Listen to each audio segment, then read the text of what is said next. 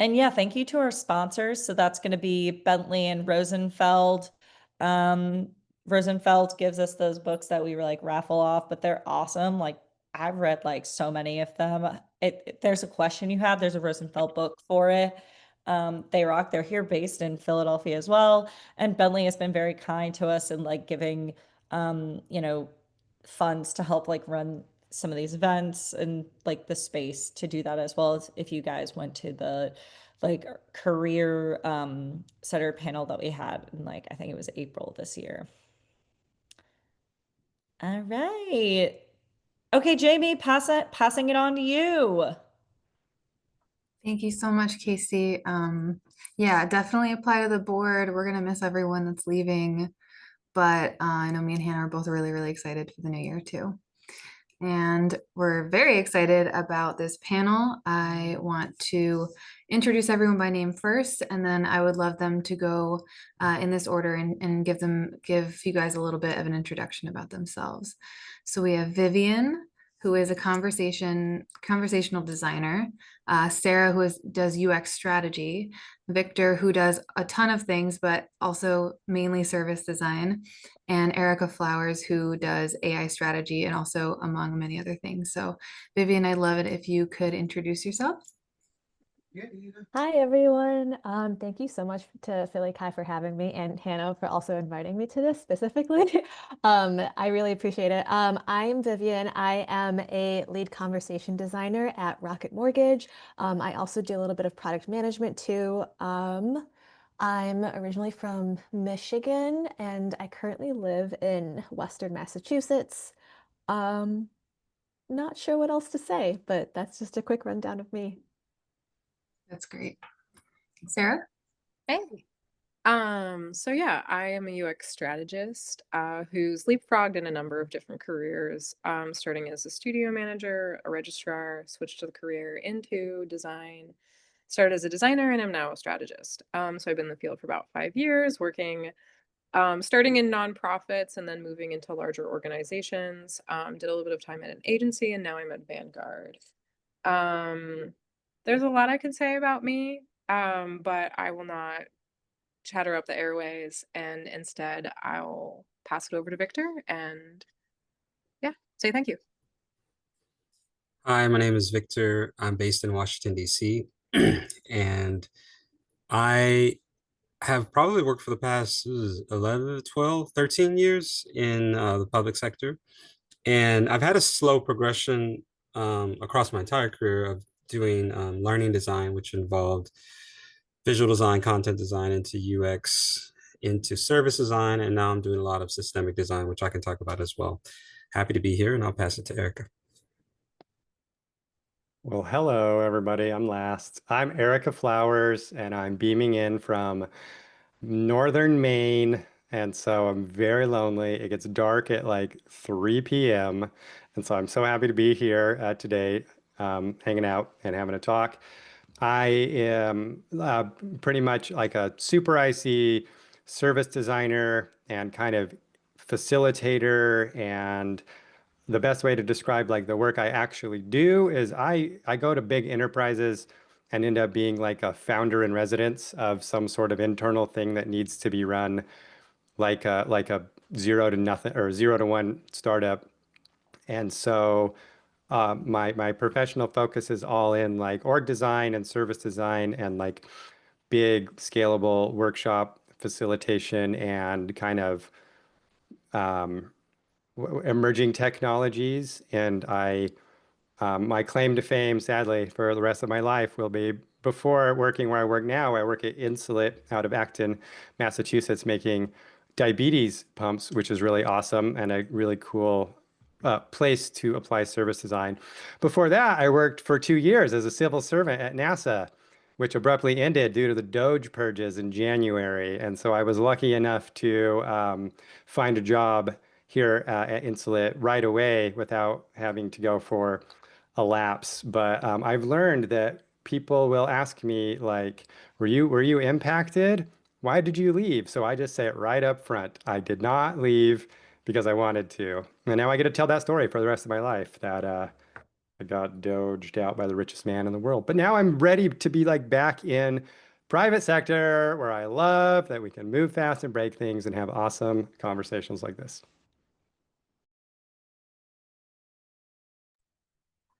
I don't know who I'm supposed to pass to. I was the fourth person. Oh, it's okay. It's just me.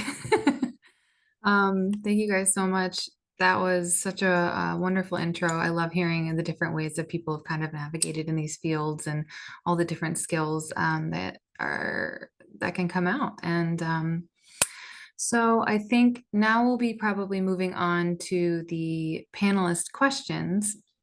We kind of are going in the same order as the introduction. So I'll ask a question and then Vivian will answer, Sarah will answer, Victor will answer, and Erica will answer. But then any cross conversation that happens naturally, they'll just raise their hand and then kind of let it flow. So the first question I want to start off with getting started is when we talk about the like edges of UX, we're talking about work that's kind of outside of the main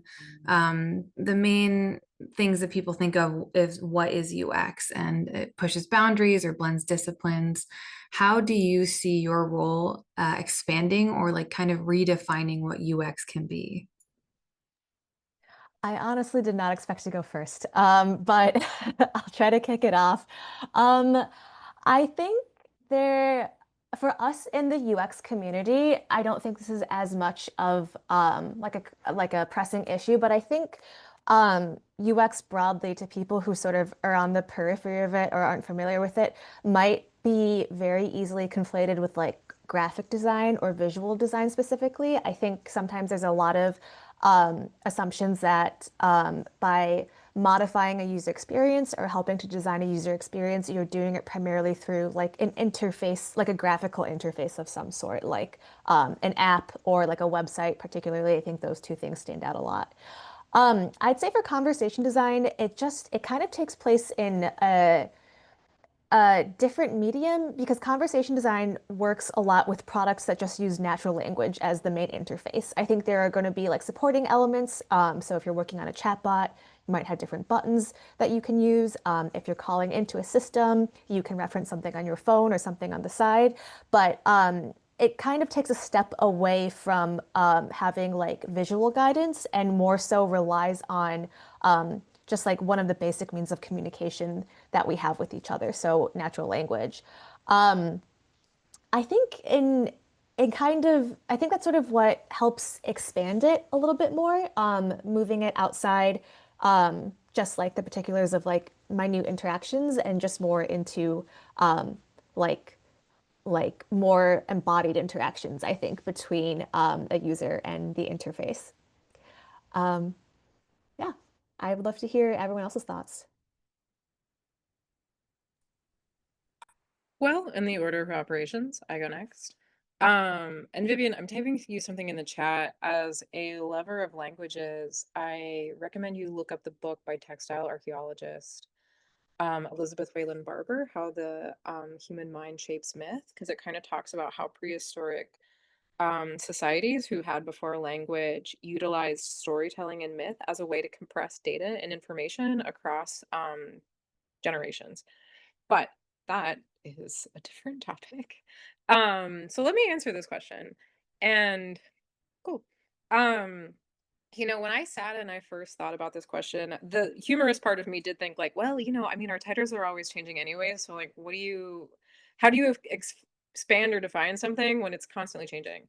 But as I sort of sat with it more, I think that I exist in the mode of expanding. And I think I live in the mode of expansion because s- I use my strategy work and I use my interest outside of work in critical theory and math as a way to spend basically just like extend the number of different disciplines that strategy and UX design can actually intersect with.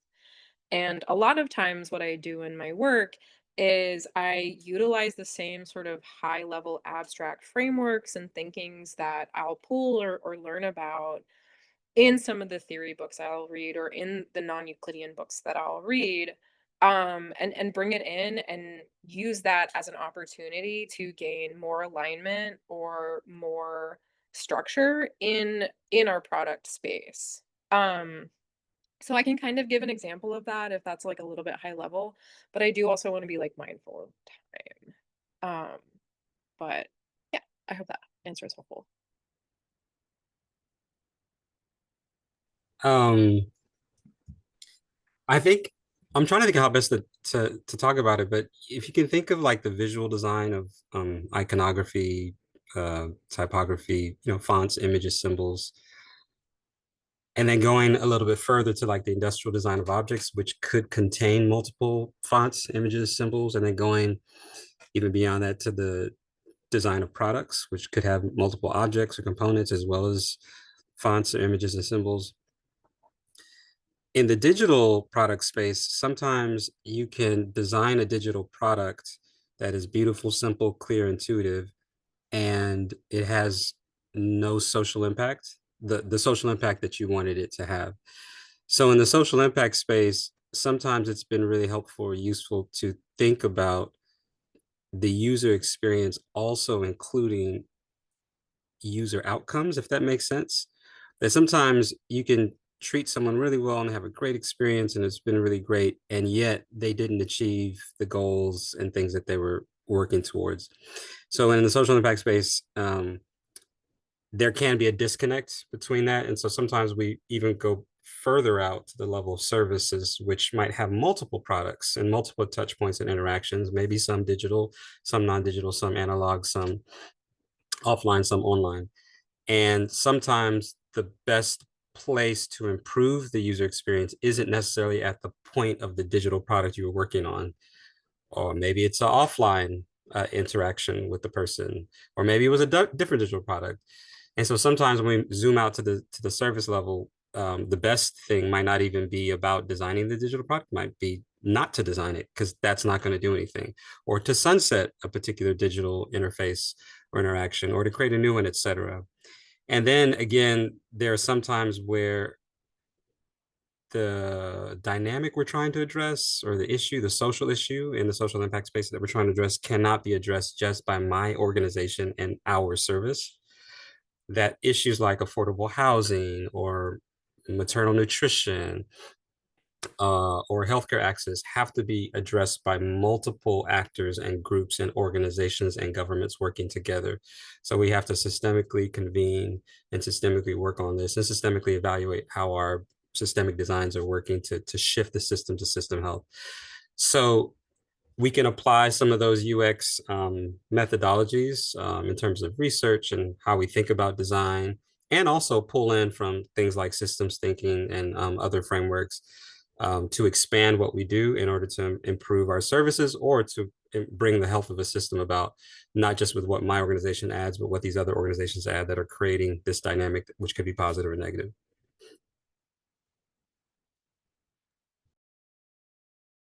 When I look at redefining and expanding and pushing boundaries, everything that I have been, thinking on and focused on and applying in my work, but mostly like playing it outside of work because there's so many more places to kind of remix the paradigm outside the day job, is going way, way deeper into the actual the craft of storytelling. And I mean that in like writing novels, which is my like number one passion and pastime, and screenplays and plays and other like narrative experiences, like real world narrative experiences, improv comedy, freestyle rapping, which I did like 20 years ago because we owned a music venue and no one would believe us that we could do it.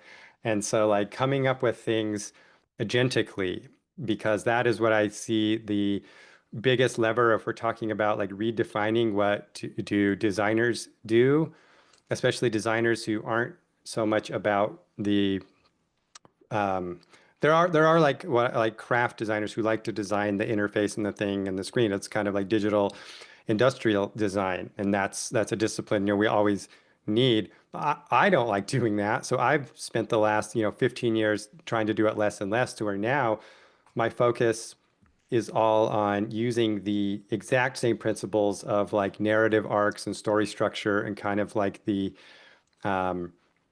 timeless, and we've already been talking about it, ways that humans interpret information and story, and why stories are structured a certain way, why like the 3-act, 5-act, whatever structure. You can go look at like Joseph Campbell, the monomyth. You can go look at Save the Cat. You can look at all this stuff, and it's like all these things have structures. And those are things that we reverse engineered from understanding anthropologically. Why do some stories, why do some experiences work and some don't? It's because we only neurologically react to stories when there's a setup and a payoff, and then there's anticipation when there's a conflict and overcome. And so like we all like did English class and like learn about that, how we apply it to making fiction or whatever. I think that the next evolution of where we redefine the boundary is applying the same principles of story, where I try to write something and come up with something in my head, use my word processor to put it into words, and get you to react how I want you to react based on the words that I typed. Well, guess what? That's what I think we'll be doing with experiences that are adaptive and like AI powered and are using real-time responsive interaction between the person that we built the thing for and the system, and that the interactions will be built on the fly as if it's an improv comedy session every single time someone uses something. And so when we design for that, we are designing for something where that we're just entering these big probability clouds, and we're not thinking about like, oh, the Figma auto layout or the design system. We're thinking like directors of a stage play where we have the actors, we have the sets, we have like the architecture, like dream architecture in Inception. Only the person, the customer, we don't know what they're going to do. So we have to make a system that is capable enough within the boundaries and guardrails to react. Like in Inception, they hire, I don't know the character's name, it's played by Elliot Page, and he's the dream architect who constructs the dream. It's like, okay, because we have to get the person to react a certain way to give us certain info in the dream without realizing it, because we're spies invading people's dreams to steal information. I just spoiled Inception. I'm sorry. That's what the experiences are going to be like when it's all AI driven. It's like, well, this person's here to buy shoes. We don't know what they're going to do, but the system is going to react to them in real time and construct this narrative within these guardrails so that their character arc of like buying shoes or like checking in at a hospital or going on a flight or whatever fits the story we needed it to fit. And that's the exact same thing I think a novelist is doing when they're writing a novel, only you don't have as much agency in what you do when you read the book, unless it's like a choose your own adventure, which is the only type of book that's in the second person. I think that our designed experiences now are going to be framed from the second person point of view, which is you show up at the thing, you do this, you do that, and the person reacts. And we have to program systems that can make sure that the arc ends where it's supposed to, because we're not going to be able to control the protagonist's actions except through setting up the story so they play their part without even realizing it. That's what I see design is. I don't have any other focus in my career in service design and UX, nothing other than what I just described. That is the only path, I mean, at least for me, I see in the future.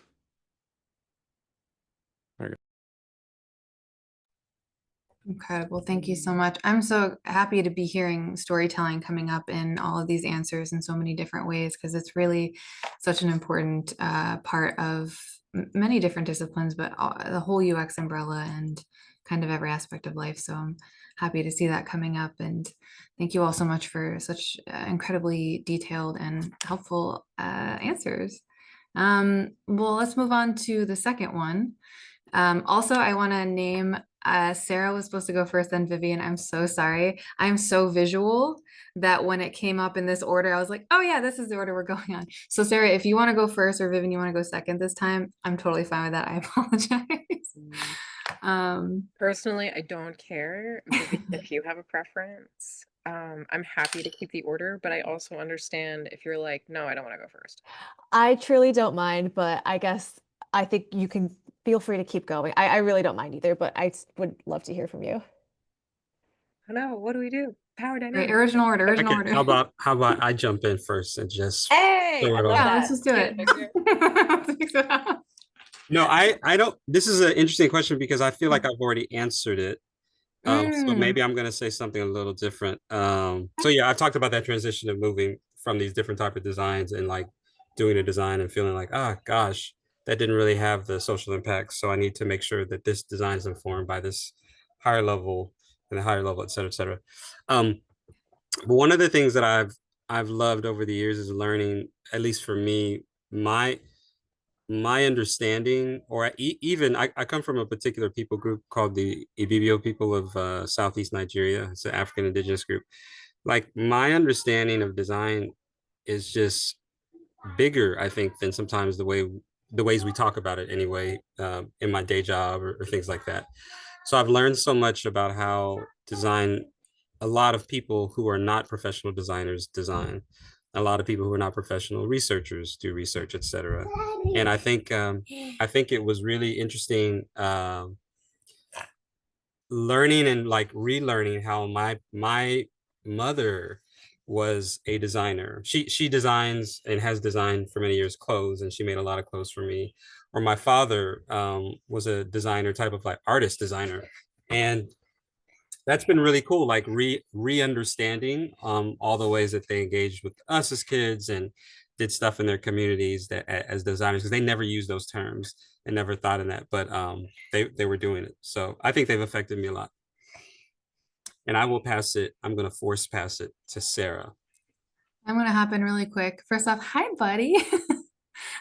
Second off, for anyone that's using a screen reader or a transcript after this, I just want to say the question out loud in case it doesn't transfer from the written text. So the question is, what initially drew you towards your niche area of UX, and what did that transition look like? Cool. All right. So happy to sort of take that off. Oh, I'm sorry. I misheard you, but Njideka is still a really cool artist if you want to check her out. But you know, I feel like for me, what drew me to my niche of UX was a combination of two things. One, being able to look out and understand parts of myself, but two, and I think this part's really important, is I'm in an environment where I'm given the opportunities to explore. And I think that's just like a really important caveat, you know, for all of us as workers. So if we kind of take a rewind, you know, for me, I think what really got me to understand that I'm a strategist is you know, I came into Vanguard as a designer. I was working at Think Agency for a while, and everything I was doing there was just like a hot mess of undescribed work, you know, so I didn't really have an idea. And then as I came to Vanguard, that had a little bit more structure. I was able to sort of see. And I had a really great mentor named Michelle Hayward Jones, if case anyone has ever knows her. She's great. And I also have a really great coworker and friend, Nick Olszewski. And over the last couple of years, and working with them, they are people who are UI designers. The way that they look and understand interface is, I just think, like so much more robust than mine. And I think by working alongside of them, it gave me the opportunity to compare and contrast. And I began to realize that for me as a UX designer, I built a logical foundation on the decisions I was making in terms of like screen design and interface based on strategy. So I would look to say like, hey, like how is this user flow that I am defining? What is their mental model and the business alignment? What do we need to do? And then by looking at that and understanding that, I'm just naturally going to find an interface solution. And when you're a junior and like a mid senior level designer, you can get away with a lot of really good design by just having that basic foundation. And I think that was especially true for me in my environments because like I wasn't always given like a lot of direction and so I kind of ended up having to do the strategy and some of the design work um like together just in order to get to a solution. That's especially true at the agency I was at. Um but as I began to sort of continue forward and level up, I asked myself the question, when I want to be at Michelle's level, when I want to be like 10 years in at the lead level, what am I naturally going to succeed at? And by looking at my own self through that framework, it gave me the opportunity to see I'm a strategist. And the reason is because I ask a lot of the discovery questions. I'm more interested in getting the roadmap, the alignment, that future vision, all of that conceptual work done. And then the UX is a byproduct of that. Everyone's going to have different things, but the second half of this journey is as I was going through the process of realizing that I was fortunate enough to be in an environment where I was able to continue exploring that. So for a little while, Vanguard had this sort of like designer strategist hybrid role. There were certain just like gaps that needed to be filled in our department, and I was given the opportunity to lean into them. And I officially became a strategist instead of just a hybrid in January of 2025. And quite frankly, I've learned a lot. And straight strategy is actually quite different than being a hybrid. And luckily for me, it worked out. I like it, and so I'm still in it. But being given the opportunities to learn and to continue to explore more, I think are the sort of second half of this pillar of where I am today. Um, so for anyone out there who's looking at it, yeah, find some mentors and kind of analyze yourself and say, like, what kinds of questions, like, what are the real parts of this product that I'm actually interested in solving? Because for me, I don't really care all the time what someone clicks or how they do something to finish a form. What I care is, does it make sense? Does it follow their mental model of what should be happening? How can we map these things up?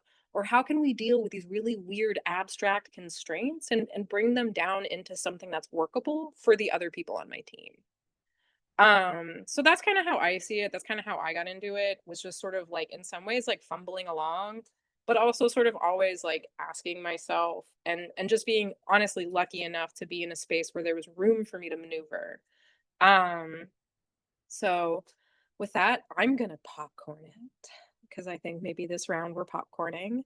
And if it's okay, I'm gonna popcorn it over to Erica. Okay. My niche area of UX. So I was of young, mid 90s. I was born in 1981. And so I was like 14, 15 when I got my first computer. It was Windows 95. I didn't have like computers before that, So Windows 95 came with the internet. And so I mean, 29 years. Yeah. I've built stuff with like graphics and HTML and uploaded it for 30 years probably. Let's add a year. And that has always been my initial like exposure to digital. Before that, I was just a writer, hand writer and typewriter of short stories and stories. Like that's all I did. And so my first like real paying jobs and stuff was as a web designer, and I made websites for Y2K and like, went to college and whatever for psychology because that was what I wanted to learn like academically. Because I was like, I'm already like a professional grade web designer because I started with the actual web. There's nothing for me to learn to go, I don't want to go into computers. I'm going to go and get a psychology PhD, but that was really hard. And if you don't get in to graduate programs, you just have to go back to work. And so that's what I did. And I was just a designer, like a interface visual, like web designer, like code. Like I know how to do like DNS lookup tables, like the whole digital part of the web. And it was 2013. By the time I was working, I was like a UX manager at this cybersecurity company making this god awful Windows 2003 server product that you had to like install on a decade old whatever. And I go to the MX conference by Adaptive Path in 2013, which was managing experience. So like I gotta get better at like being a design manager.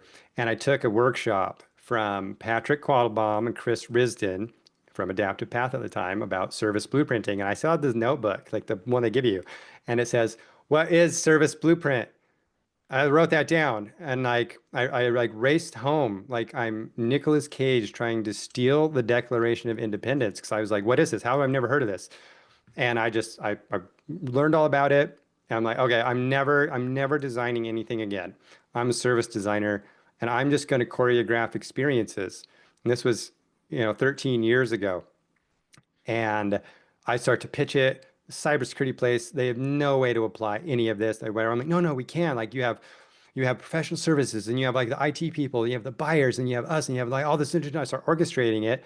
And like the niche became applied business modeling, like as a designer to how the business operates itself with the self-granted license to feel like I can make suggestions to try to influence anywhere in the company from the CEO down laterally across. Because it's like, look, you have a customer. You want this customer to do this certain thing.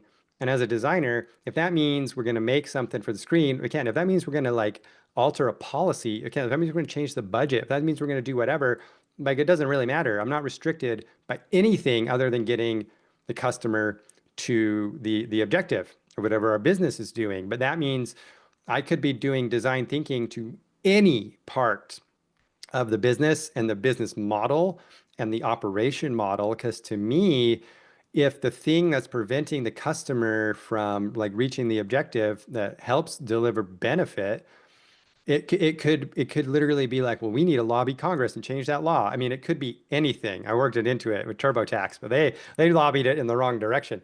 And so that's where it's like I just called myself like a founder in residence because it's like I'm going to apply the like designer developer like novel writer lens to this problem, but it's going to apply to anything it needs to apply to. And I don't feel like my niche in design is about being restricted to where design lives. And most of my impact and influence and meddling is not in the design and product orgs, it's in everything else because the design and product org is like the tip of a spear, but you have the whole like rest of the spear behind it that what like this like pushes it forward. And so it's like most of what I want to do now and most of what excites me is about like chief of staff level implementation of business models through designing and developing and code and decisions because that's where we can actually change what the customer, the patient, the visitor, the guest, whatever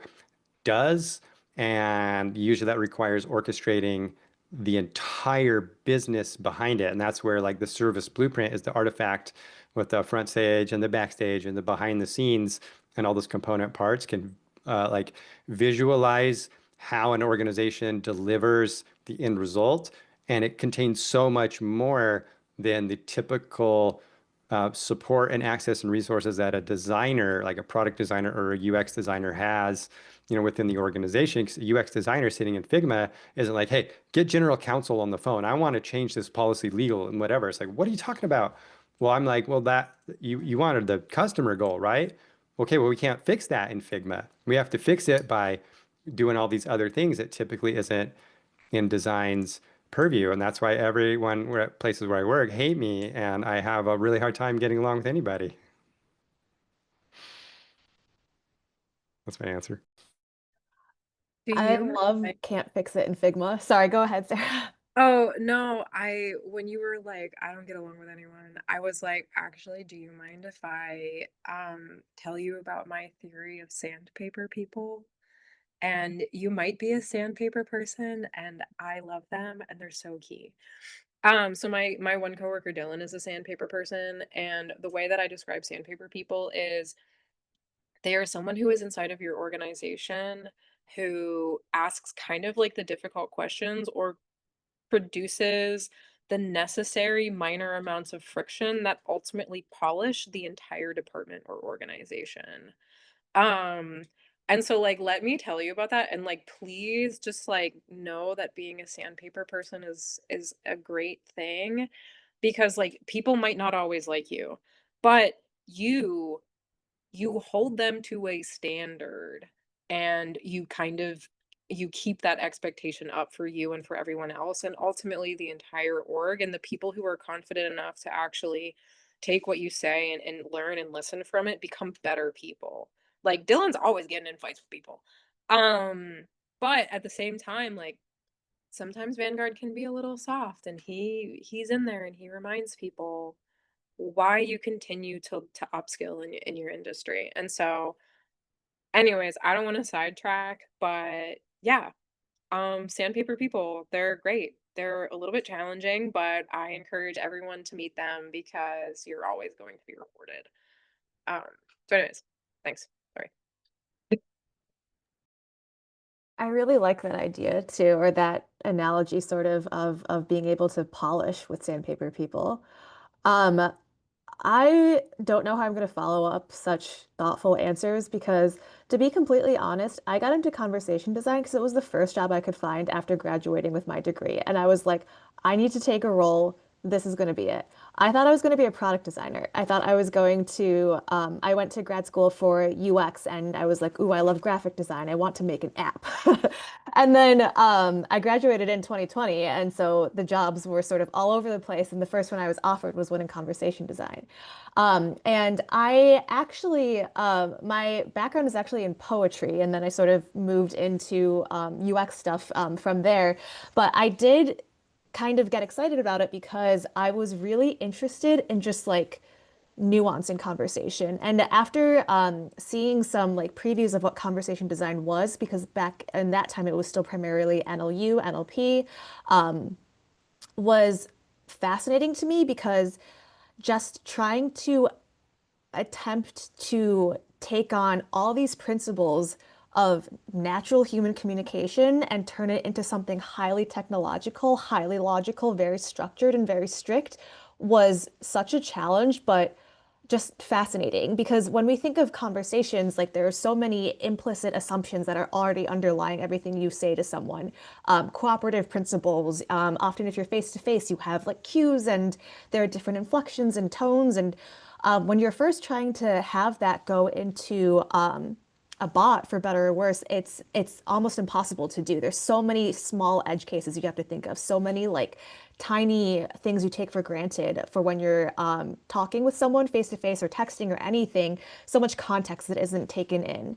And so having that and sort of coming from like a literature and poetry background and trying to see how worlds, conversations, descriptors are done in that form, and then trying to apply that more to designing certain products was really interesting to me. And even now, I think it's like less of love of like a specific product, but more like love of the game, why I keep loving to design, because just making sure that you can start translating like new ideas and dialogue into something machines can understand and can try to like um, imitate back to a way that is helpful for a person is really fun. And even in the age of LLMs, I think conversation design is still really important because there are still a lot of guiding principles that LLMs just aren't able to understand.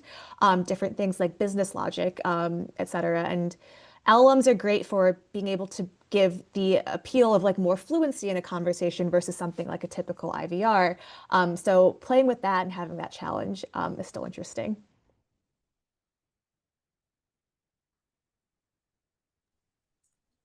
Amazing. Thank you all so much for such insightful answers.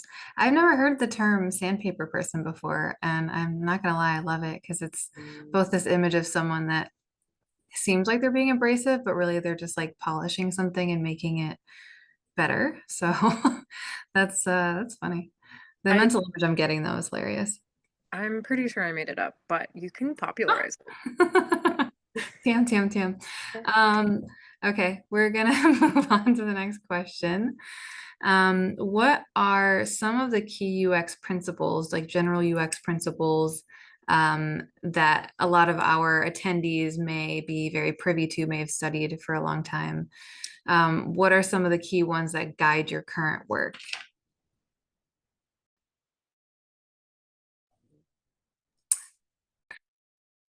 I I'll know just what hop. order. Yeah. I saw Sarah unmute at the same time, and I was like, oh no, we really are at a stalemate again. I'll just go. I would say when I was in grad school, I know, and probably all of us here know the 10 usability heuristics, like Nielsen's heuristics. I truly have forgotten a lot of them, except for visibility of system status. And I think the reason that one stuck with me, especially in conversation design, is that um, it's really hard to capture in conversation design. It all depends on the medium that you're in. If you're in a web chat, you can have visual mediums. If you're in voice, you can have some like ear cons or audio cues. But that to me was really interesting because in the way that when you're working on a product or using a product, you want to know that there is feedback from you that is being intaken or like ingested and understood by whatever you're engaging with, and something is happening with that.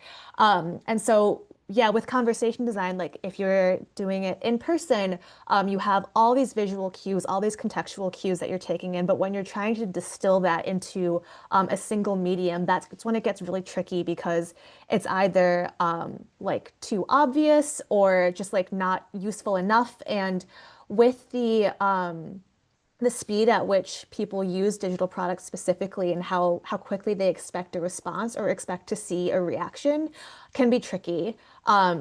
If you ever think of like trying to voice text and drive at the same time, because no one should be on their phones when they're driving, but if you want to send a text with voice, you can. Sometimes it's hard to be like, did you hear that, Siri? Like, I don't know if I actually said anything and you were able to understand because there is that lag in did it understand what I just asked it to do? Is something happening if I'm not like directly engaging with it? So I would say that principle to me has been one that I find popping up in my work all the time.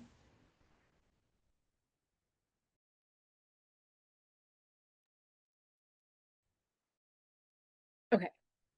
I was pausing. I wasn't sure. Um, I love it. I love the chaos. So I'm gonna throw out a new one. The thing that I think I've really been focusing on as a principal right now is asking the question of, am I in a complicated environment or am I in a complex environment? And to give you like a really brief rundown, what that what that basically means is for complicated things, there's something that may have a lot of things you have to pay attention to. There can be like a lot of nuance or a lot of steps, but ultimately, from beginning to end, it's kind of a straightforward process, right? And if a problem occurs along the way, you can generally draw a line back to where the error occurred from. So I think Vivian, kind of thinking about the principle of like, system awareness, complex versus complicated frameworks can be really interesting in that way. Because in a complex environment or in a complex system, you don't have that easy trail backwards. And what that ultimately means is errors can kind of occur at random. You can't really predict them. You're only going to have so much capacity to control what you're building out or the environment in which your users are going to be. Um, and I feel like I've really been relying on that framework a lot, especially because like Vanguard is kind of in this moment of transition. We are a highly regulated field that actually does have a lot of complicated processes. So for instance, like I work on the B2B side, right? And our users will sometimes go through very long standing processes. Like the payroll process that they go through is complicated, but it's not complex. You know what's going to happen at the end of it. But because that flow lives inside of a giant software system that has 6 different verticals who historically have not interacted with one another, but are now beginning to merge because we're having a much more holistic approach to finance, and we have to kind of figure out how to build into that, it becomes placed in a complex environment. And we have to understand that in order to successfully guide it into a better future, because it means that if we recognize that even though that thing is kind of hard and weird, sometimes the errors that are going to come out from it aren't necessarily going to come from that direct flow. It could be because the payroll flow pulls in an API that's related to Plan Health that was built 7 years ago when there was different technology available to us and we had different goals in mind. And now all of a sudden it only fits 80%, which means at random times an error is going to occur. So what do you do to create a holistic environment where you can build an experience that says, even though this is like we exist in a place that we can't really predict or see all of the things that could potentially influence us, how can we communicate and build that trust and keep the security with the clients that we have? And I think kind of looking at it from that framework can be really useful for the second reason, which is this is also really great when you're working in a large organization that potentially has politics involved. And I think a lot of times, especially in the recent past, based on some internal changes in terms of, ownership and where departments lie on Vanguard's end, thinking in a framework of this is just a complex environment and we can't necessarily predict things gives you the opportunity to shift conversations with your stakeholders and with your coworkers out of placing blame or looking where a problem started and just saying, I don't care how we got here. We might not really be able to predict all of the reasons why we got here, but this is what we need to do to get out of it. Sometimes like we have this weird like monolith thing going on one of our dashboards, and like that is because somebody built it in the absolute worst possible way that they could. So sometimes you're just like, yeah, like that they did a bad job. But at the same time, like that happened 4 years ago when our priorities were different, our budget was different, and so ultimately it still falls in the complicated space. And I think for me, by taking on this framework, especially as a strategist whose goal is to sort of run far into that ambiguous unknown space and build the trust and build the clarity so that our stakeholders and our other product team members can kind of follow along and get to a goal. Thinking about that has given me the opportunity to continue coming to problems and continue to coming to conflicts or unexpectancies with empathy and curiosity, and that's made it a much more sustainable environment. So that's generally the principle that I've actually been working on. A little bit different, but yeah. Yeah, I love that. We in in the work that I do, we often are using, I'm going to mispronounce it, but it's from David Snowden. It's called the Cynefin framework, where you have clear environments and situations, complicated ones, complex ones, and chaotic ones. And in clear ones, you use best practices, and in complicated ones, we use good practices. But in the complex ones, we use emergent practices, which is often the space that I'm working in, similar to Sarah. I also have done a lot of work. I think my earlier federal government jobs were at one of them was at the U.S. Agency for National Development, because I had been doing international work even before that, in the private sector, nonprofit sector, et cetera. And the one thing that I've learned is that most of the UX laws that we have and UX principles, they've primarily been developed by research in the West with people in North America and Western Europe, of a certain level of income, a certain background, etc. And I've found that pretty much for most principles and laws, you can give me a law or principle, and I can show you a context where it doesn't apply. There always can be a context where it doesn't apply. So, for instance, like, hey, when you're designing your websites, you need to make sure that there's only, color scheme wise, your color palette, maybe 3 colors, 4 colors most, etc. And then you can go to a place like the Philippines where they want more colors. They just want colors. And it's like, wait a minute, I thought this was a universal law. And you realize, oh, there is no universal. So that's one of the things that I've learned, that above all principles and laws is context, and making sure the context drives what you do versus just following the law.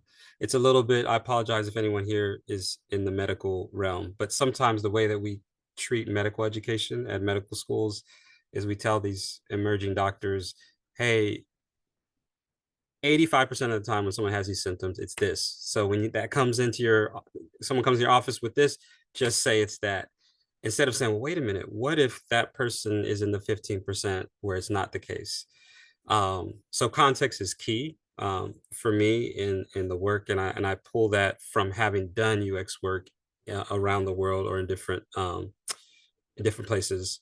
And then the last thing I'll just say is the inclusive one that I don't I it's rare. I'm trying to think of places. I just don't think I know a lot of places where I've done this, but you know, there is a whole methodology, whatever, around inclusive design, where when I say inclusive design, I mean where you start with people who are generally excluded or forgotten about or marginalized, et cetera, and you just design for them. And in designing whatever you're designing for them, it actually ends up passing on benefits to other people because other people get those benefits. But most of the places when I've tried to do that, people just don't want to do that. They rather focus on, you know, wait, look, we can make a lot of money focusing on 85%. Let's do that, et cetera, et cetera. So as I moved to service level and then working especially on systemic problems and issues, the inclusive approach has become even more important, that we look in the system, these social systems where people are most excluded and not getting the thing that they need, whether it's housing or they're in a food desert, so we call it food apartheid, or there's a hospital desert, which we call hospital apartheid, et cetera. And what are the forces that are creating that? But we start with people who are at the bottom of the social hierarchy and design there. And whatever we design ends up benefiting everyone in the system. So that's one of the things I carry with me. Oh, this is great because this is my principles that I was looking at guiding current work and like what has been relevant on my mind, especially with regards to having more people new to design, new reports, new team members, people who are like shifting careers. One of the designers on my team, she was a social worker for like a long time and is now like, you know, going into UX, like as an associate or whatever. And what I have been helping people and again, being like a sandpaper person when it comes to principles is asking like, okay, before we're doing anything, even in like job interviews, when I'm like on a panel or someone is presenting work, what's at stake if we don't do this? People go, what? What are you talking about? Like, what is at stake or what is at risk if you don't do this, whatever your project is? And having designers and whoever have to explore that and articulate that, just like what Victor was talking about, is that's not a skill that's a part of like the design craft necessarily. I mean, it is, but it's not necessarily taught as discreetly and intentionally. And so the principles, I have like all of these ones that are always they're new to people way too frequently. No, so the first one is asking and like saying what's at stake and what's at risk. It comes from a really smart old design boss I had it into it. And when we would go to present to like executives, $100 billion company at the time, he's like, okay, you got to open up with what's at stake. I'm like, what? And it's like always, what's at stake? Bring them back to that because that's all they're worried about. What's at risk? What's going to happen? And so then taking it into like a design thinking, like empathetic, like I'm a very humanistic designer. I always side with the person and not the business I work for, create that adversarial tension of like advocating like for the customer, whatever, like the patient, whatever. Say like what's internal and external at risk or at stake. So what's the stake? We don't do this for the person, and then what's at stake for us as a service provider. And I think all businesses are service providers. And now we know why this matters. And I even sometimes, if people aren't getting it, I'll say, okay, reframe it. What is the crisis that we're addressing with what we're doing? And like everything should be able to be boiled down into some sort of crisis you're solving, even if it's like very small. It's not necessarily the only big, important, like dramatic things or crises. It's that there's something happening that we either need to enable or we need to stop or we need to change. We need to do something. And that's the reason like that's like driving design. And then you learn like most of the time what UX designers are doing. There are no stakes and nothing is at risk. And you don't really need to do it because it's just circular like make work. And then the other one, if I'm going to pick like principles that are on my mind, and this has now been, I got conned into working in VR for a few years. I'm just kidding. I wasn't conned. I loved it. When Mural Mural, the virtual whiteboarding company, got a deal with Meta, who they make the Oculus platform, and they were like, okay, we got to do VR for work. And Mural, people love virtual whiteboards. They love two-dimensional whiteboards. What if we did a three-dimensional whiteboard in VR? Couldn't believe it. We jumped right in. And this is where my really good friend and like VR computer scientist, his name's Paul Tomlinson, he came up with this phrase. I use it every day. Vehicle versus destination. And everybody thought that VR was a destination, and it's not. It's a vehicle, and it takes you to a destination, and it's the same destination we've been going to since the invention of language that we use to tell stories. And language is an invention. It's not a naturally occurring thing. And so that's the other thing that always gets confused. First of all, you have no stakes and nothing is at risk with your work. And the other is you're so focused on delivering vehicles, you don't know the destination. Well, you can replace everything I ever thought about VR as what I thought was going to be the next big general computing platform and replace it with AI. AI is also not a destination.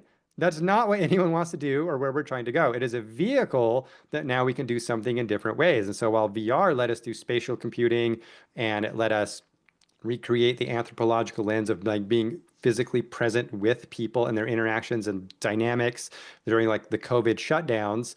And I wish the Mural VR app was shut down. Maybe I should do I'll do a pirate radio. That's what I'm doing this Friday on my LinkedIn live stream. I'll show what we did in the Mural. It wasn't like an office with virtual sticky notes. It was a campfire, and it was like a lake with like a cherry blossom tree, and it was the top of a volcano, and you would get in and interact spatially with people. And VR let you across distance during COVID do things that we're wired to do in physical presence with people, where oral histories and storytelling was the only way that we could communicate to each other, because writing is also an invention.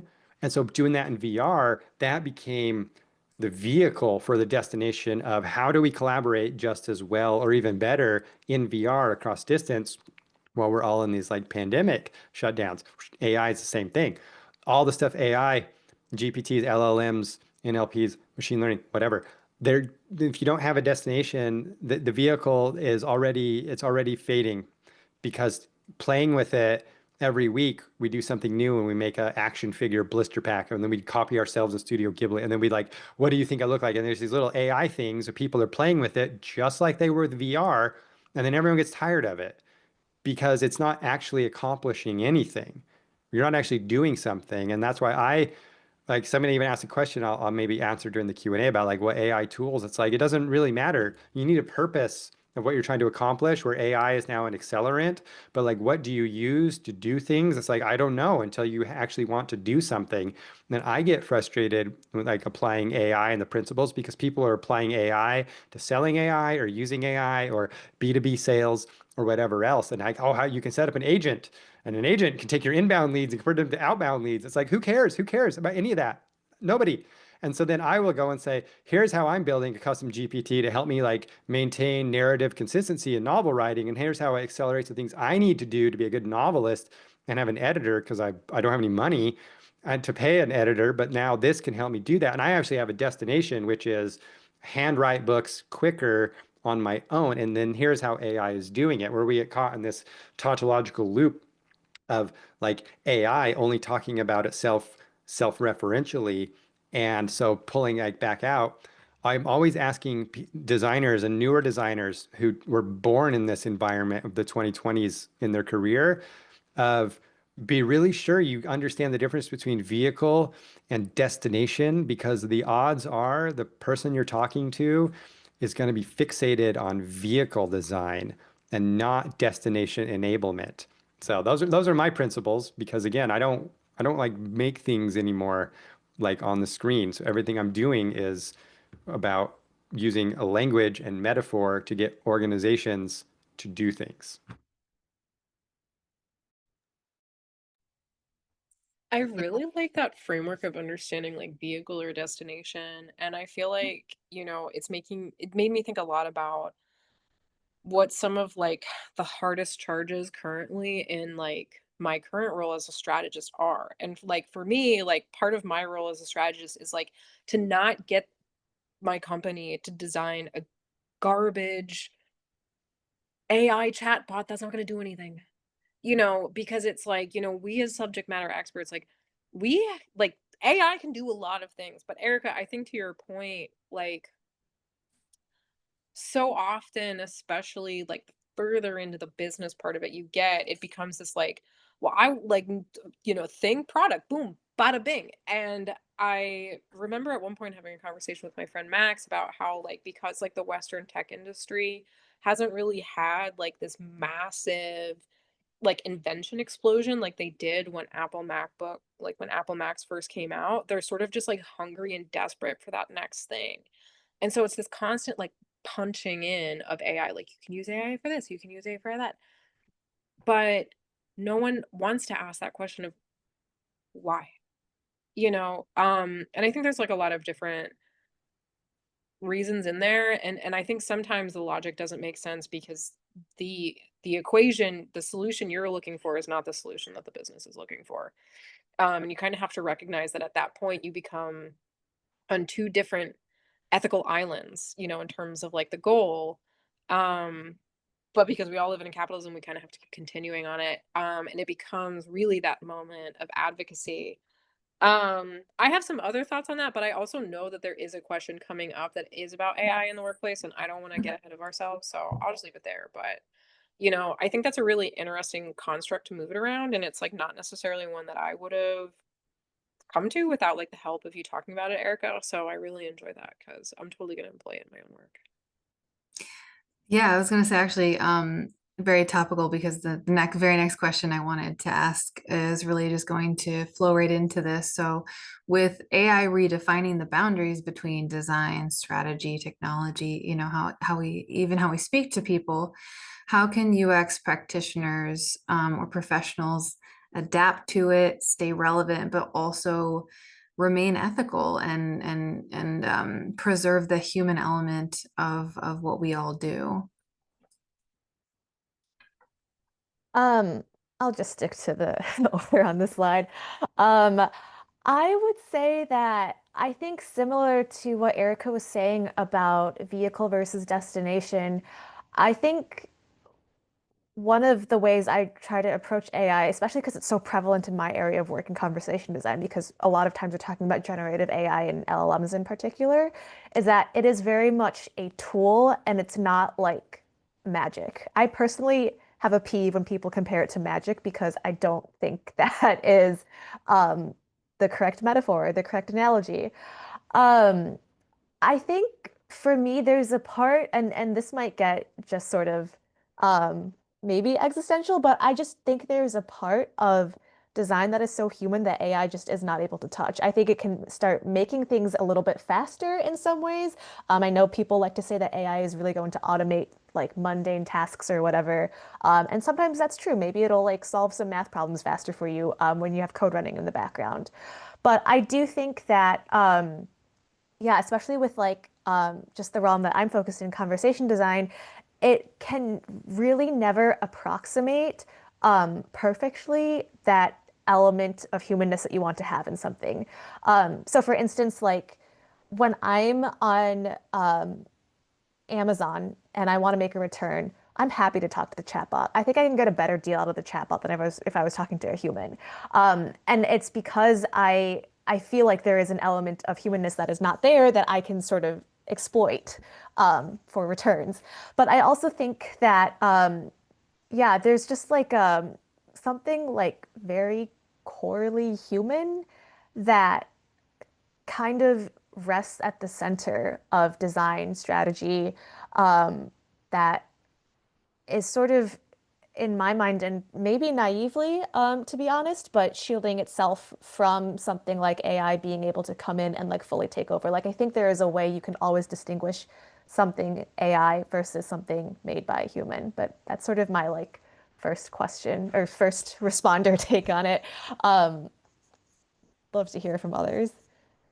Yeah, I think when you look at the people on the slide or the group, the, you know, Sarah, Erica, Vivian, like their jobs, I think, represent what this question is trying to answer. The fact that Sarah and Erica are working in strategy, that Vivian is trying to help the conversation to be more human. Like all of this speaks to the fact that there are limitations to what AI currently can do anyway, and what we need. So as you take UX and you go into some of these niche places, I think these are places that AI hasn't completely taken over and still need a human element.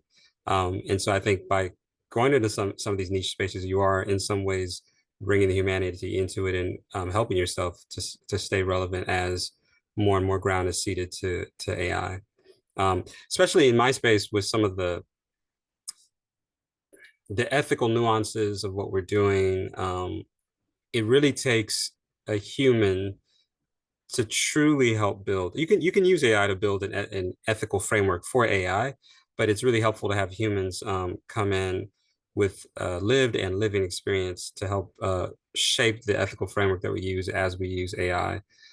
And I think lastly, I'll just say is that ultimately, I think in some of the spaces I work in, AI for us just acts as a mirror. And so it just shows some of our own insecurities, our biases, the problems that we have as humans. And as long as it is exacerbating that and blowing that up, we need humans who knowingly know the issues that we have amongst our species to do the work of counteracting that.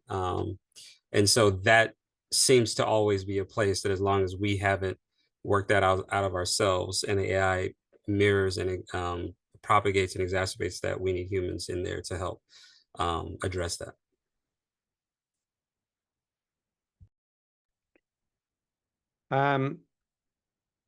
I love AI as a capability, and I separate out the AI bubbles and specific companies and people behind it. I mean, AI has the same type of destructive power and industry influences like firearms industry. You know what I mean? But then at the same time, it's like, well, yeah, but like firearms have done things that were, neutral to good. If you think about it in the terms of like using them and to like wage a defensive war, or to hunt, or like to like, it's not like pure evil, but you would be hard pressed to like look at a firearms manufacturer today and see a lot of good there. But the concept of like the spear that's hanging on my wall is like it's a weapon that is being used, and it's being used with intention by people who make choices. So that's why I don't get into a lot of like debates over like the AI and ethics. And like, what do you think of Sam Altman? It's like, what do I think of any billionaire rich person? They're all out trying to screw us. They'd all hunt us on an island if they could, like that Jean-Claude Van Damme movie. I'm not thinking about that. I'm thinking about what now do we do that computers and technology can do things that empower us as people, because every weapon that was pointed at like a disenfranchised population or the oppressed by an oppressor, that same weapon oftentimes is pointed back, and it is a tool that is used to like liberate people who need something. And you can even go back, if you really want to get nerdy, look at like banned and outlawed encryption strengths, where there was like, whoa, that encryption's too strong. We won't be able to crack it. And so you get like bootleg encryption. And like this is going back. No one thinks about this anymore. This is like Kevin Mitnick nerd stuff. But it's like there were even things where it's like we can't even allow like the average person to have this because they can encrypt stuff. The government can't decrypt. And it's like, oh, then that's the very first thing I want. When I was looking into like hackers and like people who were doing stuff in the like 80s and like the early 90s, and like the internet came out, because it was like, oh my God, the only thing we have against the measures are countermeasures. And so when I'm looking at like ethical AI, like people are ethical. AI technology doesn't have ethics. People do, and the people who control it do, and the people who make the decisions and choreograph how it's used do. And so that's where when I look at it, I mean, look at me, right? Like when I'm going, okay, like the number one like threat vector to all of us in the future is going to be based in technology and like cyber warfare against individuals or like nation states or like whatever. So it's like the only thing that you can do when digital is the way that you're attacked and oppressed is combat it with digital. I can't realistically like unplug from everything. And so then it's like, okay, well, what happens when you can have super powerful, capable, like AIs or whatever that are run locally, that are being set up as the tools of people who are pushing back against systems and establishments and oppression, to where that technology is still being built and grown and developed, within, the confines of, unregulated capitalism right now, but that technology can still then be applied when it becomes necessary, when it escapes. And that's the whole, like, hello, if you watched Hot Frosty, you would understand Promethean myth. And that is that fire escaped and everybody could use fire. And I see AI as something where it's like, yeah, it is the most destructive thing that we have coming, but it's also going to be the most constructive thing at the same time, just like fire was. And that was the whole point of the Prometheus myth, is that the gods didn't want people to have fire, and Prometheus took it and gave it to humans. So when we're talking about like how can designers like stay relevant and apply ethical use of AI in their work, it's that, again, AI is just a vehicle, and what you're building and what you're doing, you thinking thoughts about what can I do that's going to be great for people, that's going to help people, that's going to improve situations, that's going to fight back against oppression and injustice and like whatever. And I can use this new thing now to do it and accelerate what I'm doing even more, just like we have with every other really powerful thing where there's a huge capitalistic surge to develop it, just like the internet, just like the web, just like encryption algorithms, just like whatever. But then it becomes a diffused like part of what everyone hopefully will have access to. And so that's where designers stay ethical by being ethical and then looking at how can I take a neutral tool, the Promethean fire, how can I apply it and use it in a way that enhances the benefit I'm bringing to people and like something good in the world with this, because the other like opposing side, the unethical use, they're never, ever, ever going to stop. Ever. They're not capable of stopping, because that would imply that they have an empathetic, ethical framework to be able to self-regulate. And so the rest of us have to do it. And like, I don't know, people in LinkedIn comments all the time don't like that opinion and they want me to be angry. They want me to not use every AI. And I'm like, I'm sorry, I'm not. I'm going to use every possible thing at my disposal, take everywhere from what is around me and make of it something more. And if it's a billionaire oligarch that is producing it, like, yes, same thing with every other part of my life that is inescapable. I am trying to fight this fight day to day with whatever I can, because like human good is a decision that we make on an individual level. And I trust a person, but I don't trust people.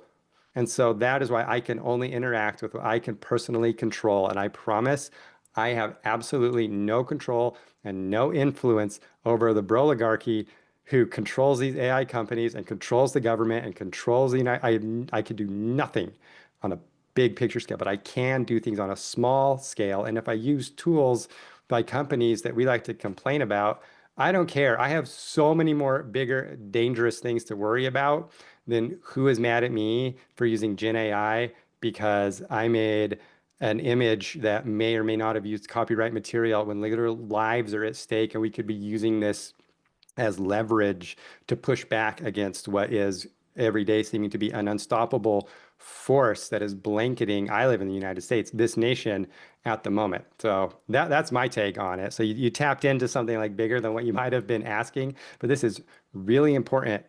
And not treating AI as something that can be used for good, regardless of the big companies that own it, is dangerous, because we are hamstringing our own ability to push back against what is going to be pushed against us.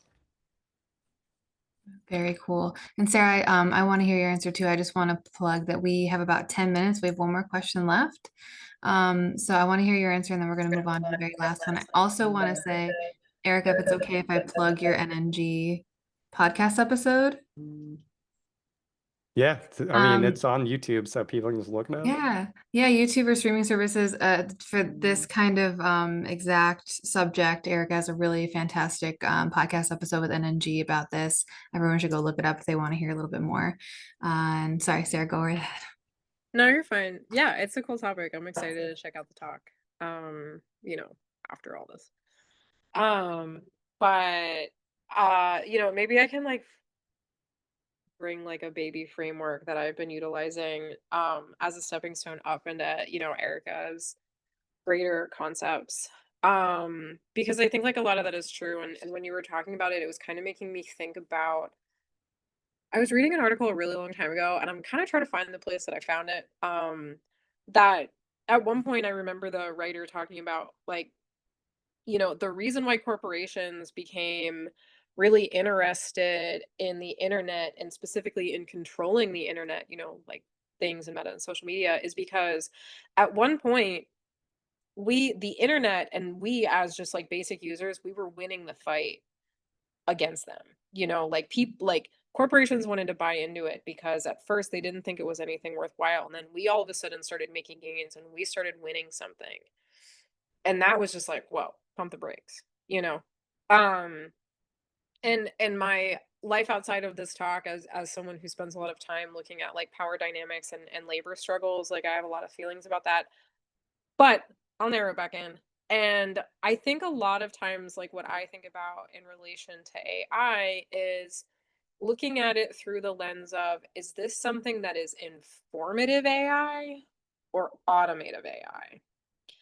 And thinking about the sorts of trade-offs that can kind of happen. And personally, I think that there is a lot more for us as human beings to be gained in the realm of informative AI. I think that's also kind of naturally it as a tool, what it's capable of doing.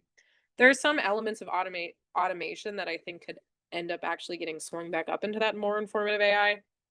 Um, but ultimately, that is the fork in the road that I kind of start at. And, for a little bit of a quick TLDR, essentially what that means is automated AI is kind of what it sounds. It's AI that's doing something for you. It's taking a task off of your plate. But when it takes that task off of your plate, it also takes your decision-making ability out of the room. And I think that's why it doesn't offer us the same ethical opportunities as what I like to focus in on is informative AI. And informative AI is tools that give the end user more information so they can make a more confident, better informed decision about something, regardless of like the AI.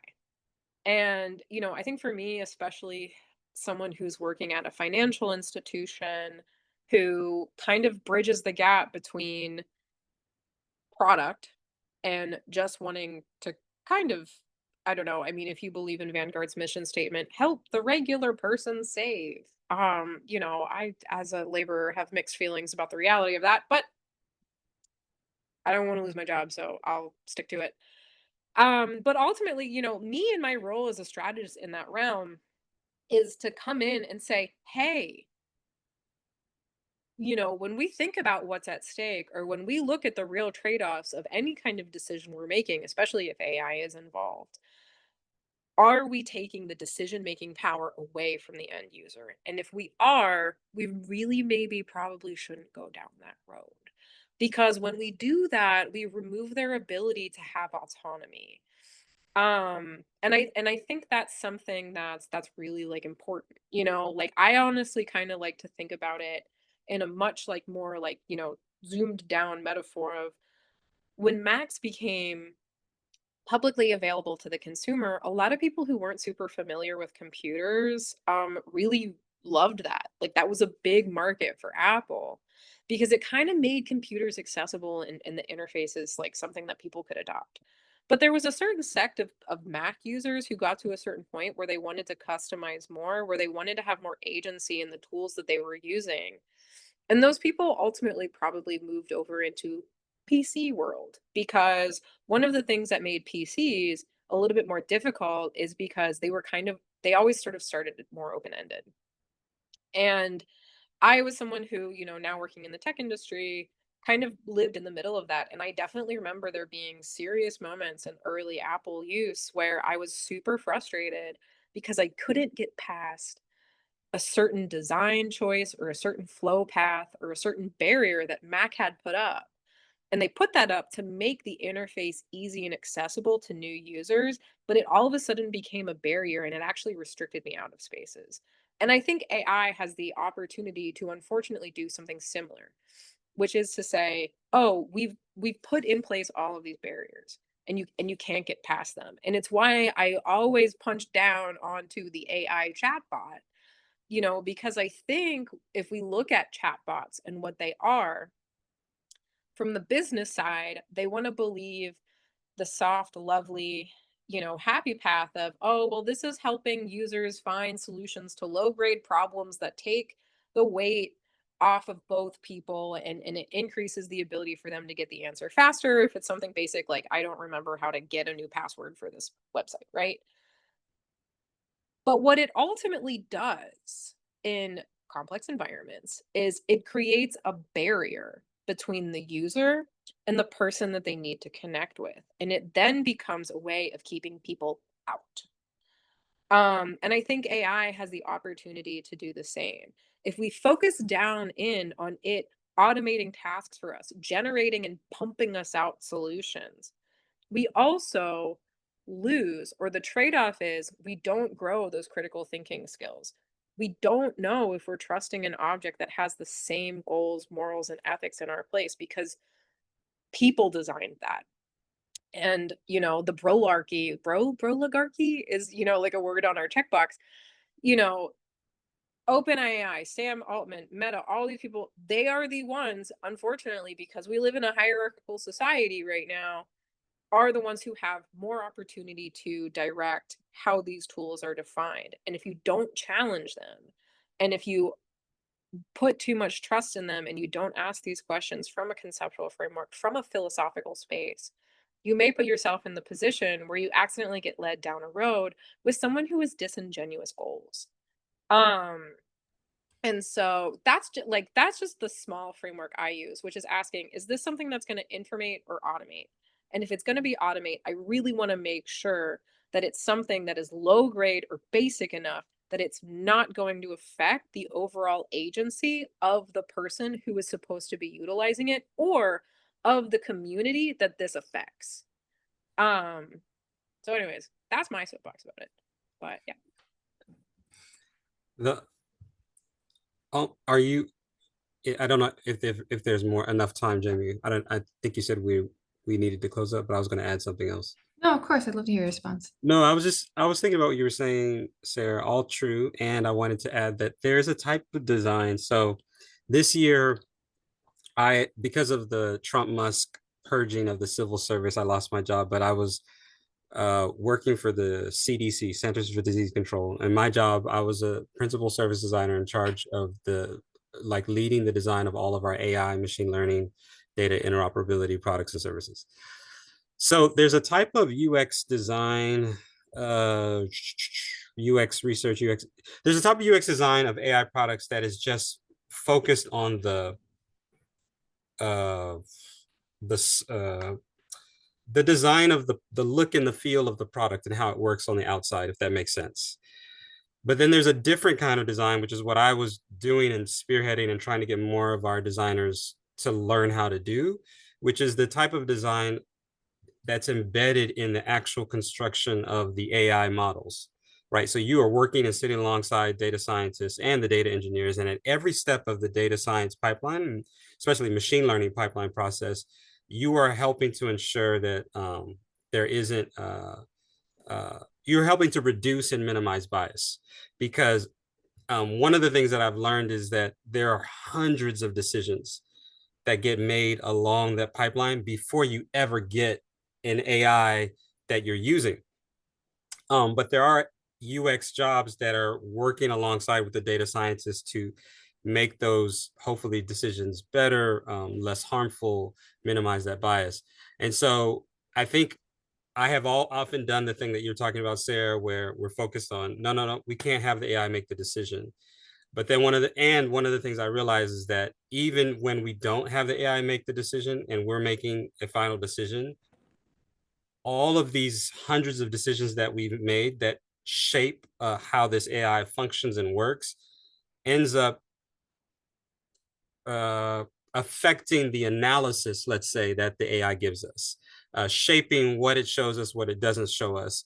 And so one of the things I've noticed is that there are multiple spaces and places where some of this can seep into the process, even before you get to the part of using the AI model that's already been trained or fine-tuned, et cetera.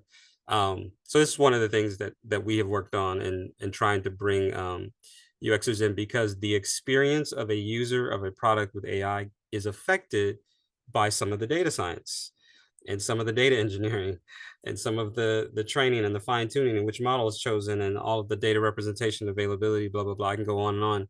And so that was part of our job to kind of do that. And so I just wanted to say that sometimes the bias can seep in. And so that even though I'm making the decision, it is deeply affected by the analysis. Now, this happens with humans as well. Don't get me wrong. Humans might show it, but I think it's a little bit more clear when a human is showing you something, the perspective that they're coming from, their role, their position, et cetera. It's not as clear oftentimes with some of these AI models. Thank you. Yes, that is an excellent point. Thank you so much for responding with that. It can be nefarious if it's not easily caught, like you were saying, as it is with humans. Yeah, God. So this conversation has just been so incredibly thoughtful and detailed. And I can see from the chat that our attendees are really appreciating everything you guys are saying. In lieu of our normal Q&A for the last couple of minutes, we're actually going to ask the last question. I'm going to combine, sorry, that was a cat. I'm going to combine two of our questions and kind of also combine one of the only Q&As that hasn't been answered in the chat, because our panelists have been doing a wonderful job of going through the chat and answering your Q&A. So anyone that asks a Q&A, go back and double check. They may have answered it. Also, just go back and check the chat, because there's a lot of amazing information, book recs, questions going on in there. But so for the last kind of question, I want to kind of say, like, for UXers who are feeling a little stuck and not sure where to go with all of the conversation we've had in mind with AI, the industry, and for those of us, like Jocelyn saying in the chat, in the middle of trying to find their niche within the industry, how do you do that? How can UX designers or researchers identify a niche in the industry, something that's a little bit different than the traditional UX path?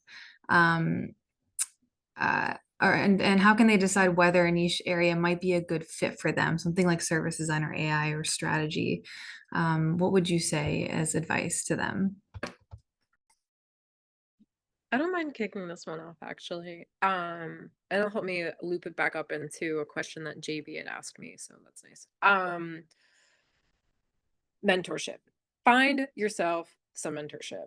And I think sometimes that that's like an easy card to sort of toss around, especially for younger people in the industry.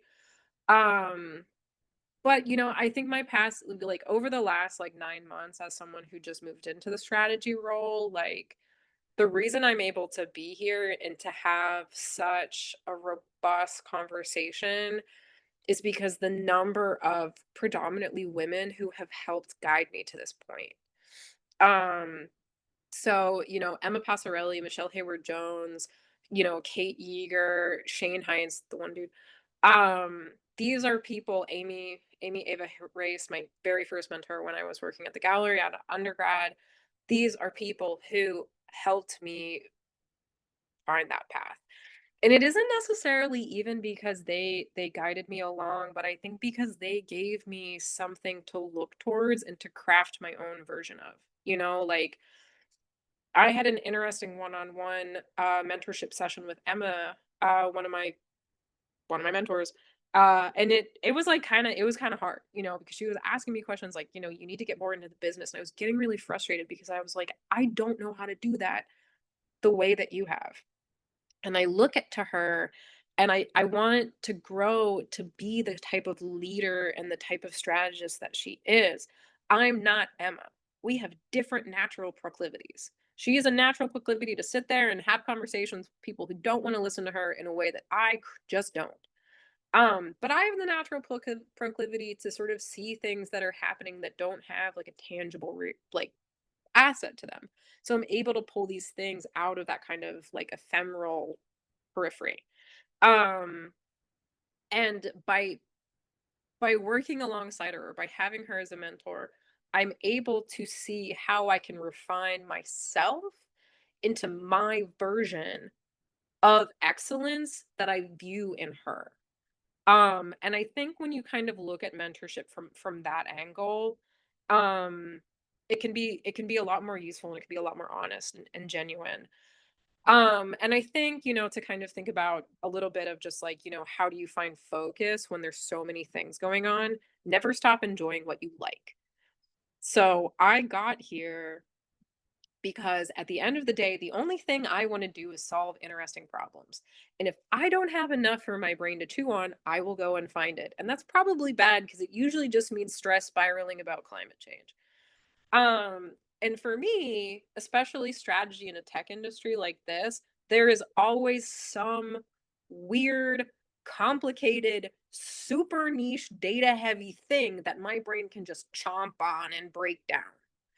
And so for me, it's a perpetual exploration and journey in how can critical theory, how can the the frameworks that I look at when I read my math books, or I read, The Contemporary Condition by Jacob Lund, or honestly, even sometimes when I'm knocking a guy out over in Muay Thai or stringing something up on my loom, because these are all of the things that actually inform what I do, because they're all systems oriented, they're all human.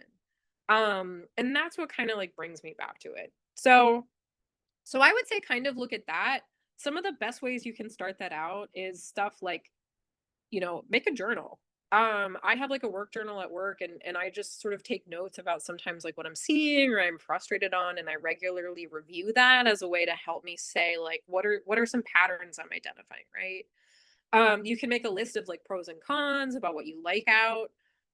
Informational interviews are also something that I think is always like available. Um, and when you're newer, the stakes may seem higher because if you have like a bad one with some random guy you met on LinkedIn, you're like, oh no, what do I do? I've ruined my reputation. No, that guy, like, screw that guy. Just ask another one. Um, so I would say like that is how you can identify it. Get curious.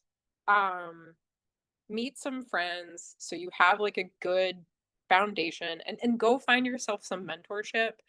um and be really confident about the things that give you genuine joy, because the people who are real, like real recognizes real, they're going to see that and they're going to get excited with you and they're going to jump on it, you know and through that process, you're going to find what you like, or you're going to find that opportunity that gets you the option to explore something. And like Vivian, maybe you just make a choice and it ends up working out, you know?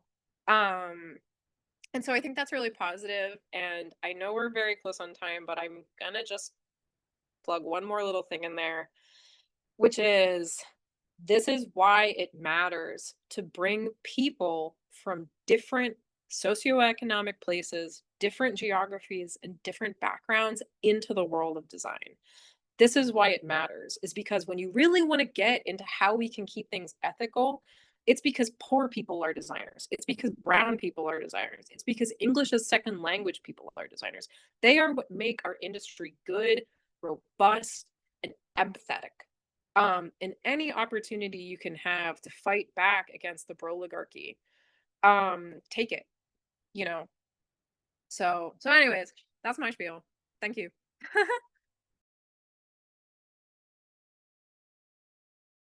I feel like I don't have anything to add to what Sarah said.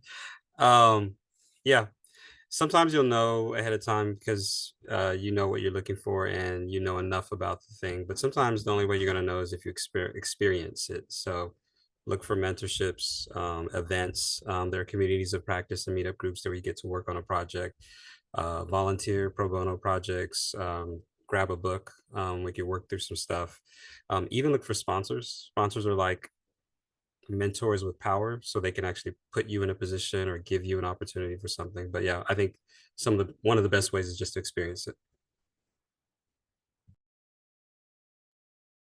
I'm gonna do an example of my advice for this question because I'm always listening to what the other panelists or people or anyone during talks is saying. And one of the books, if you want to like, if you're a designer still on or watching, and I always recommend a couple of books that aren't design books. This one is Blue Ocean Strategy.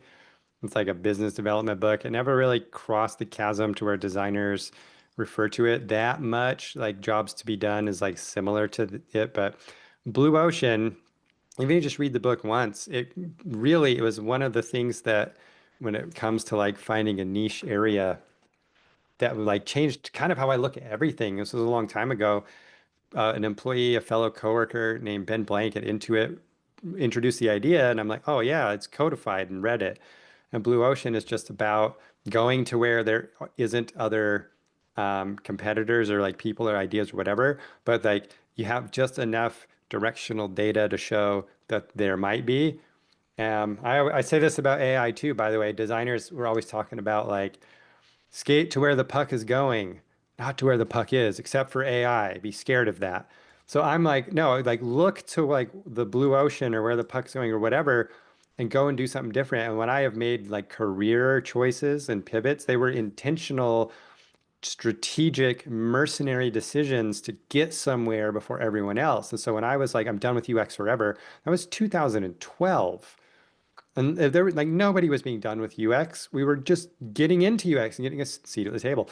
And I was like, no, no, no, no, no, no, no. Because 10 years from now, I need to be in like service design and this other thing because like no one's really doing that out in California. I moved from Salt Lake City to Mountain View, California. I lived on the block where the semiconductor was made that gave it Silicon Valley its name to do service design for Intuit because it's like, well, no one's doing it.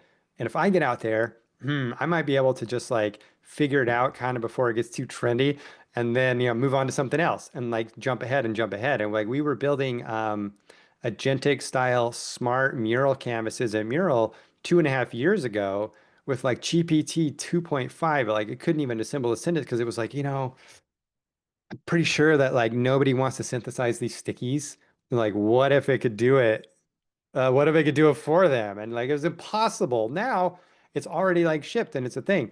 And so my advice to anyone who's interested in design is whatever you're doing now, you got to do something different and you got to figure out what you like and what you're good at and what you can get paid to do that people are probably going to want you to do soon, but not right now. And make that choice ahead of time because if you're doing what is currently the zeitgeist, it's already the red ocean. So read the blue ocean book and you'll start to understand how you can just tweak something and carve a niche and like create your own category for yourself to where you become known for. And like all the dumb things I'm known for, like on LinkedIn or whatever. Those are things I made up myself. I wrote my own book. I like came up with my own thing. Is it's like, well, I got to come up with something that other people aren't talking about. And so I'm always trying to strategically say, where's like no one else? I'm gonna go there. I'm gonna be so loud. I'm gonna start to draw a crowd to where I'm at. And it's a performance art. And then that's where you pick your niche. And so I wouldn't go into something that you see right now. I would stop and look and go, okay, like where is nobody like really paying attention? And how can I find just a little gap and make it my own and then draw attention to it where I'm the first one there? That's my answer. That's my final answer. Um, Erica, Victor, Sarah, such great responses. I truly don't have much to add. Really just, oh, actually, I did have something and then I completely forgot it because I kept watching the heart emojis on the screen go off. Um, uh, yeah, I think it's very much whatever you have to try a bunch of different things. Pay attention to details and things that you like and dislike, and you need to start figuring it out from there. I think it's very hard. You take one job and find immediately that it's going to be your niche or that immediately you're going to be able to find a specific detail that you like about it. But truly, it's whatever you still actively enjoy doing and kind of want to do outside of work. So just a quick thing, when I thought I was going to be a UI designer, I somehow got anxious watching other people go through their UI portfolios on YouTube.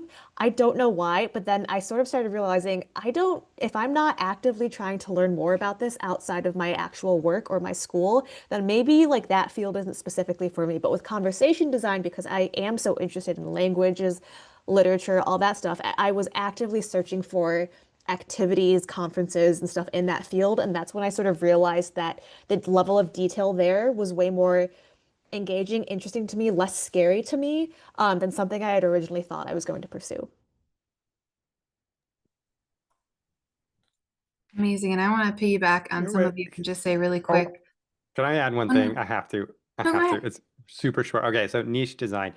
I did, again, I made my own LinkedIn Live podcast every Friday because I'm like, I need my own place to talk. And I interviewed a friend, Sujin Lee.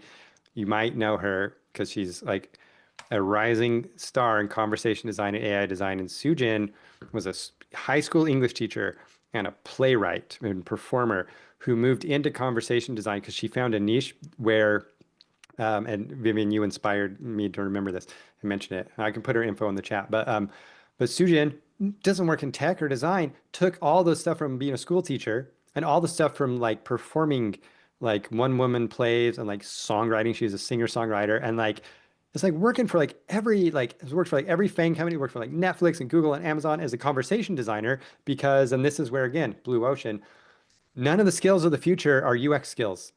They're for school teachers and playwrights, and they're getting jobs that are better than my job. I couldn't get hired as a conversation designer. And so, like, when you're thinking niche, like, really go like, pick that and like think so far outside because you're not going to get it from the existing like corpus of like UX design career. You're going to have to go outside. And that's why I say, like, my top line thing is I'm a novelist. That's what I do. I just don't make any money. So I also have to have a job. Excellent. Amazing. And I also the comment section is killing me. You guys are hilarious. And I also wanted to add on like reach out even if you don't think someone's going to respond. Like even if you're nervous, even if you have imposter syndrome, whole reason I know Victor is because I watched a masterclass that he did on radical participatory design way back when I was a baby designer and really connected with it. And then just, was like, I don't know if this person will ever respond. He's so big in the field and just reached out. And like now, we're here and I've learned so much about service design. And similar to Erika, like I heard that podcast episode I mentioned and just thought, don't know if she'll respond. I'm just going to reach out. And you can really, really find some incredible people and mentors even and connections. Just reach out, even if you don't know if they're going to respond. It could end up being something that could change the whole trajectory of your career. But thank you everyone so much. I wish we had 8,000 more hours to continue these conversations. This has been so incredible. I know our community has really appreciated it. The chat is blowing up. Everyone go through and connect with each other. And I'm going to hand it over to Hannah. Lindsay, really quick, actually, to finish with our book raffle. Yay, perfect. This was such a great panel. Thank you all. Thank you everyone for joining. I know we're at time, so very quickly, the 3 winners of our Rosenfeld ebooks are Daisy P, Grady C, and Sharona G. And I see you guys are still all here. So if you could privately message me your email or email us afterwards, that would be great. And we'll get you those books. So thank you guys so much. And congratulations. Yay. Thanks so much, everyone, for coming. Thank you so much, Erika, Vivian, Jamie, obviously, Sarah, and Victor. You guys rocked. Like, thanks everyone who's here in general for coming. If it was your first time, second time, last time, whatever. Yeah, like reach out to us on Discord. You can reach out to any of us personally on LinkedIn. This is what we're here for. We love putting together events like this because this is what keeps it going. Like this is the third space of the future. Put that on a t-shirt. We have so many t-shirt catchphrases. Sandblaster person. Like, One of my favorite ones. That was my favorite one too. And yeah, shout out service design. Guess I'll go use Copilot now. I have been doing that, just for the record. I'm a good UX practitioner. But yeah, thanks again for coming, everybody. Yeah, free to go. Free to go, free to stay.